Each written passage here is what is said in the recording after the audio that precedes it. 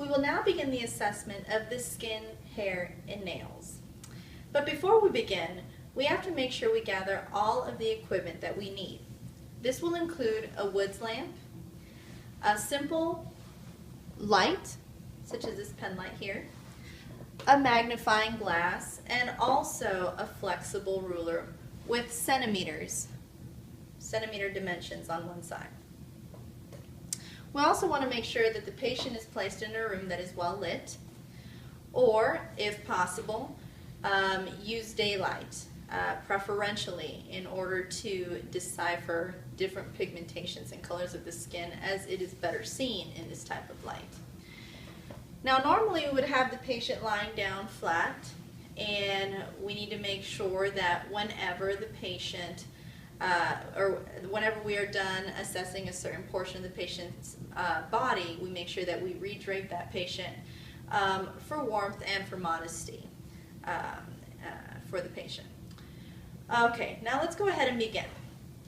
The first thing that we will be assessing in our patient is an overall visual sweep of all of the skin. Now, in performing this general sweep of the entire skin surface, we are going to identify the distribution and extent of any lesions that we may find. Also, keeping note of skin symmetry, and also comparing different areas of sun-exposed sides of the skin, as well as those that are not normally exposed to the sun. We will be inspecting the color, general pigmentation, any areas of hypo or hyperpigmentation, or any abnormal colors throughout the body. There are 6 different characteristics that I want to note when assessing the general skin. Now, we want to evaluate the skin and mucous membranes for, one, the color that we see. Now, the color of the skin may range anywhere from a dark brown to a light tan, and note that you may find different areas of pink or yellow overtones.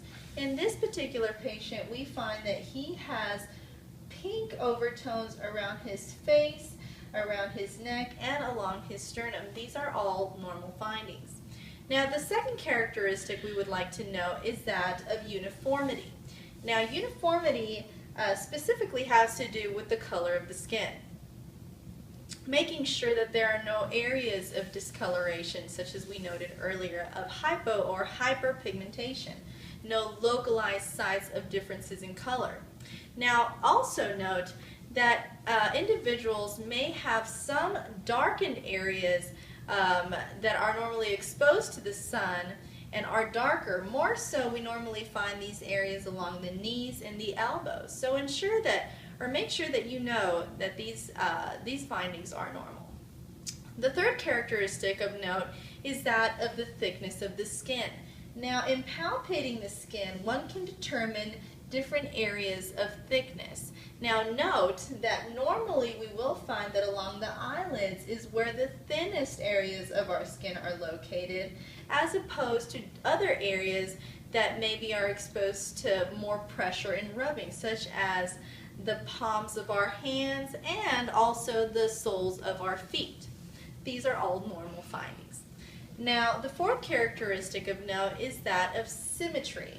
We spoke briefly earlier about skin symmetry, and in these cases we want to note whether the color on both sides of the body is the same or symmetrical bilaterally, whether we are talking about the extremities, or the upper or the lower extremities, or maybe the face. But they both, we are looking for symmetrical, bilateral symmetrical colors on both sides. Now, the fifth characteristic is that of hygiene. Normally, you can tell a lot by assessing an individual's skin. That will tell you a lot about their hygiene. If you know that there are many areas that are just dirty, it may be indicative of just poor hygiene.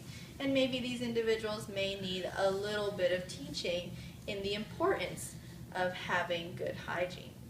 Now the last characteristic when reviewing the general skin is that of lesions. We are looking for any pathological skin changes or occurrences, and we will look more into this in a little while later.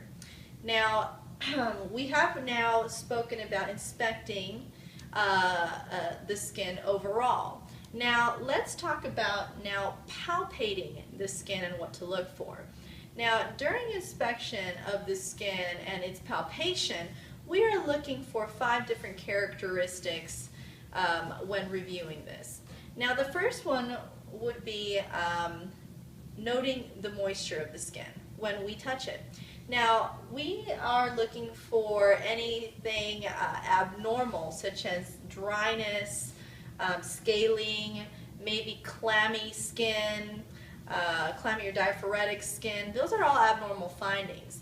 Normal findings would reflect something like minimal perspiration or oiliness shown in different areas, which is absolutely normal.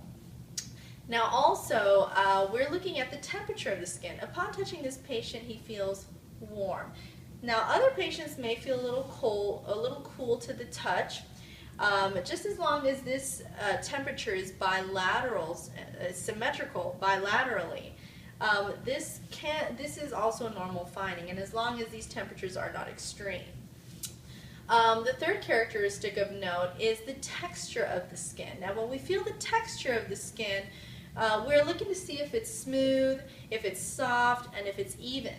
In this case, as we check along the extremities, along the backside and the sternum, everywhere, we note that these are findings in this particular patient. He does have smooth, soft, and even skin. Now note that there will be areas of roughness in certain areas, in certain patients, especially if those areas are exposed to the sun or are exposed to a lot of pressure rubbing like stated earlier. You will find some roughness there, which is also normal. The last characteristic when palpating the skin would be that of mobility and turgor. Now we will assess this by pinching either the forearm or the sternum here, and when we do that, we pinch upward and then we let it go, and we will see that the skin retracts immediately after removing the pinch, such as is in the sternum area as well. These different assessments are normally used to figure the hydration status of the patient.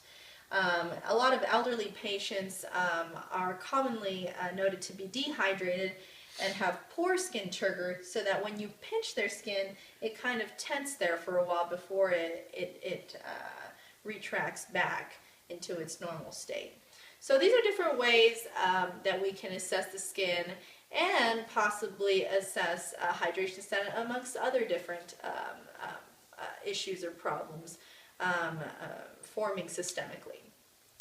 Now, also quickly, when palpating the skin, we also, like I said earlier, want to check for thickness of the skin, but also we want to check for any swelling, any edema along any one of the extremities. Also looking for any bruising or vascularity. Sometimes in patients with liver disease, we will find that they may have certain areas of bruising called purpura or petechiae, depending on the size of the bruising. But these are all problems that are indicative of possibly a liver disorder. Now moving forward, let's go ahead and start checking the hair of the patient. So we're going to go ahead and ask him to put his head forward so that we can take a better look here. Now, when looking at the hair and also the scalp, we are looking for 3 different characteristics. Now, the very first one that we're looking at is the color of the hair. Now, normal hair color ranges from either a light blonde to a brown to maybe even a black color, sometimes gray in older patients. This is a normal finding. The second characteristic that we are looking for is that of the distribution of the hair. Now, as you can see here, he has a very uniform distribution throughout his head or his scalp, and there are no areas of balding or thinning anywhere. It's pretty uniform. So this is a normal finding. Also, we are looking at the quantity of the hair. Now, if there is any thinning or lessening of hair in certain areas, patches of baldness, anything like that, these are all abnormal findings that could be indicative of some underlying systemic disease or organic disease, or maybe a nutritional deficiency. So all of these things warrant further assessment. Also, when looking at the hair, we're not just looking at the hair, but we are also noting the scalp. Is there any flaky skin on the scalp? Is there any lesions on the scalp? And also, going back to the hair, looking at the texture of the hair. Many individuals may come in with coarse hair, others may come in with fine hair. Some people have straight hair, other people have curly hair. All of these are normal findings. What we want to make sure is that this hair is shiny, smooth, and resilient, which it seems to be the case here with this patient. Now, we stated that we would go back to looking at lesions and looking at the subtle details of lesions if they were found. Now, in this particular patient, we're going to go ahead and assess his skin for any abnormal lesions. Now, when assessing his skin, we do see here upon his chest here that he seems to have a lesion that is a small brown circular looking lesion, less than 1 centimeter in diameter, flat when I touch it here. So I would call this a mole.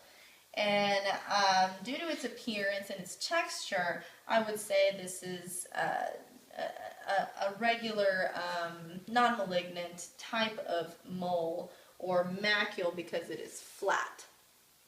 Now, when assessing lesions such as this, you want to take a look to see what shape they have, the size of it, the color, the borders especially, to see if the borders of the lesion are well demarcated or if they kind of fade in to the rest of the skin, where in this case it would be called an irregular border and would be noted to be an abnormal finding.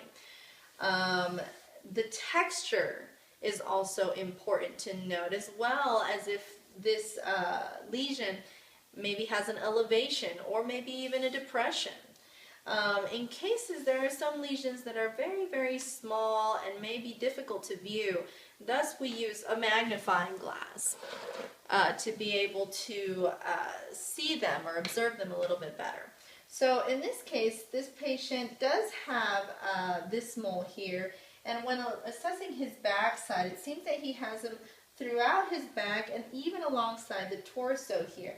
They all look about the same color and about the same shape, although the ones here on the top are a little smaller. This is the largest one that is seen.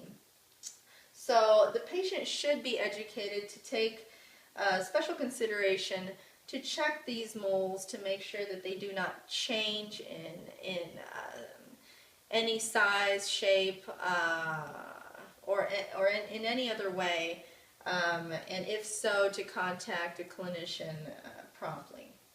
Now, there is a lesion here on the side of his torso here that when assessing I did feel, and it seems to be a little more elevated. It's a very, very tiny red lesion, red papule, definitely less than 1 centimeter in length. And I can use my magnifying glass to take a better look at the borders, and it seems that it is a well-rounded red papule. Now, this, I would state, looks more so like a cherry angioma due to its appearance and its size and shape. Non-malignant, very, very common, mostly among individuals over 30 years of age, and it's just a bundle of vasculature in this area.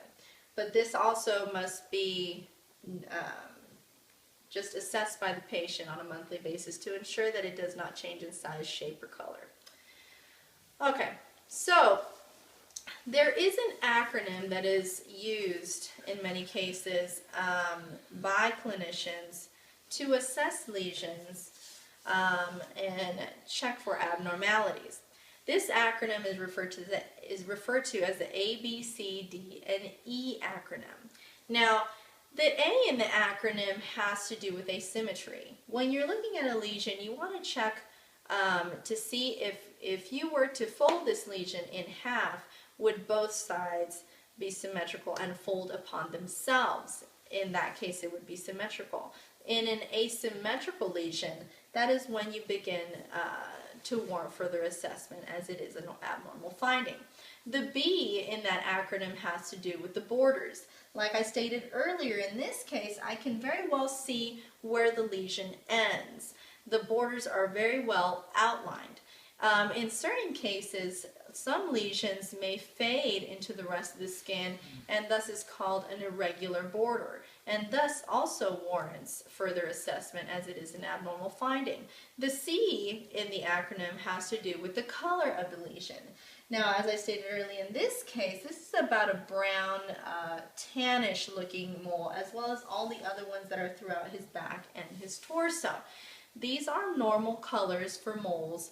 However, it is important to note that any other colors, such as maybe a black, purple, red, pink tinge, would warrant further assessment, as it is an abnormal finding. However, these lesions must be closely watched to ensure that they do not change in color, and thus it is important to teach patients to look for these changes. The D in the acronym has to do with the diameter. Now, in this case, the diameter of this mole is less than 1 centimeter in length. Now, any change in size of any mole warrants further assessment, as it could be a pathological change that may be malignant in some cases. Now, lastly, the E in the acronym has to do with elevation or enlargement of a lesion. Now, in this case, this is a flat macule or mole that we see here. If at any point in time this ends up becoming elevated or maybe even depressed, this may warrant further assessment, as it is a change as well. Okay, so other things to look for when assessing lesions. There are different sorts of lesions, and that's why it is very, very important that we assess them very well so as to diagnose them correctly and better treat the patient. Some lesions are not flat and elevated, but actually protrude out of the skin and actually have a stem. It is important to note this in order to diagnose. Some other lesions actually may secrete certain fluid or exudates, and it is important that the clinician note the color, the odor, the amount, and the consistency of these exudates to better diagnose the patient. In the case such as in this patient, whenever you have multiple lesions, it is important to describe their configuration. Are they annular or ring-shaped? Are they arciform or bow-shaped? Are they grouped? Are they linear, or are they diffuse? In this case, we would state that they are more diffuse throughout the body. Moreover, we want to note the location and the distribution of the lesions. Are they generalized or are they localized? Do they form a pattern? Are they discrete or are they confluent? All of these things are very, very important in diagnoses. The two last ways of assessing the skin will need to be in a dark room, as we will begin to use two different types of instruments. Now, the first instrument that I will use is that of a light. This is a pen light that I'm using here, and I'm going to use this patient's thumb in order to exemplify how you would use a pen light to assist you in noting whether a lesion that you find is fluid-filled or a solid mass. So what you would do in a case like this is you would take the lesion and you would press the light up to the lesion as so and trans-illuminating it. As you can see here, his thumb produces a red glow. The reason it produces a red glow is because it is fluid filled. There is nothing but blood and plasma and fluid in his thumb. There are no masses present. In any other case, if this was in actuality a solid mass, you would not see a red glow, but it would be black and darkened.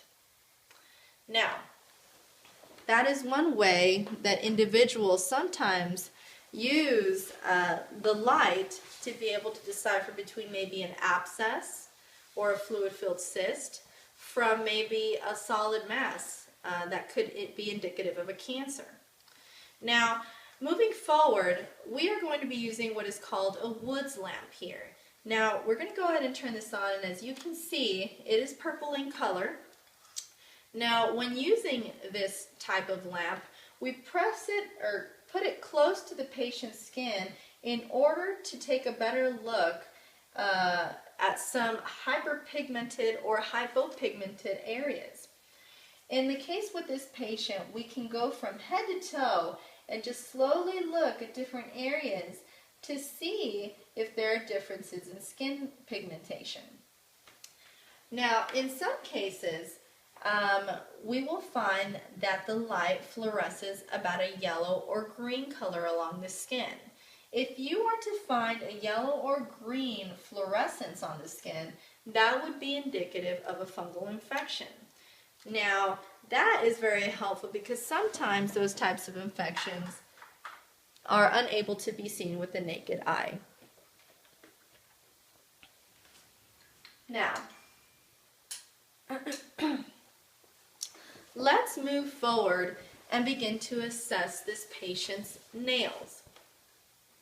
Now, when assessing the nails, there are 6 different characteristics that are of note. To begin, we need to take a look at the shape, the contour, and the color of the nails. When looking at the nail bed, it is important to note that it needs to be a pink color. In this case, this patient does have pink nail beds, so they seem to have a healthy appearance. Now, also, you could check the capillary refill by pressing lightly here and seeing how it blanches and how the blood returns to that site. The second thing, apart from seeing the pink of the nail bed, second characteristic to look for is the length of the nails. You will note that in most cases, what you are assessing in the nails, in some cases or in most cases, has to do with whether the patient is unkempt or not, and how good is his hygiene. When assessing the length of the nails, we are looking to see whether the nail edges are smooth and rounded. We don't like to see that they are peeling or that they are ragged. All those are abnormal findings. Now, we also want to take a look at the condition of the nails. Do they look like they are in a good condition? Are they looking healthy? How does the appearance look on the nail bed and the nail plate? In this case, everything looks good. Now, the fourth characteristic has to do with the configuration of the nail plate. Now, in normal findings, we will note that it is smooth and flat. In some cases, it may be slightly convex, which is normal. Now, in this case, we find that this patient has his nails that look like they have various ridges. Some have other grooves, some have depressions, and even others have pits on them. Now, this is actually an abnormal finding. And with patients that have these deformities on their nails, it is important to check the symmetry of the nail plates. What I mean by that is you take both hands and you check each thumb, each index finger, and compare them one to the other and see if the deformities are the same. In this case, I do find that the deformities are different in every single finger along the hands. So in certain cases, it is important that the patient be asked if he has had nail biting issues, or if he has had chronic trauma to his nail beds. If this is not the case for this patient, it may be indicative of a systemic disease and must be checked into and further assessed by the clinician. Moving forward, the last characteristic to look for is the patient's cleanliness. How well and clean are these nail beds? Further assessing the nail plate, there are 4 characteristics of the nail plate that need to be assessed. First and foremost is the texture of the nail plate. Now, is it hard and smooth? In this case, we do feel that it is hard and smooth. Is it firm? In cases where it would be boggy, it would be indicative of an infection. Are the nail plates thick and uniform? In this case, they are not uniform and they are slightly thick. But in cases where you have individuals that have increased thickness, it may be indicative of a fungal infection or maybe chronic trauma like stated before, or maybe the patient just wore tight shoes for a long period of time. On the other hand, if you see nails that are thinning and are ridged and have various ridges, this may be indicative of a nail disease, which warrants further assessment. The last characteristic when looking at the nail plates has to do with the adherence to the nail bed.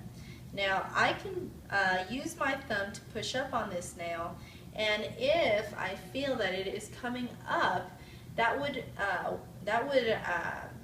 indicate poor adherence to the nail bed, which would be an abnormal finding. Now, lastly, when looking at the nails, we need to check and assess the proximal and lateral nail folds. Now, in this case, this individual has stated that when I palpate the sides of his toe here, he states that he has had pain to the touch. Now, normally when you have redness, swelling, pain, or sometimes maybe even exudate coming from the nail folds, this may warrant maybe further assessment for possibly an ingrown nail or a possible infection. Other things that you may find are maybe warts, cysts, tumors. So it is very, very important that the clinician take a good look at the individual when assessing these different things. Now, lastly, I would like to, let me go back. When assessing the nails, one last thing to look for, we need to see whether the patient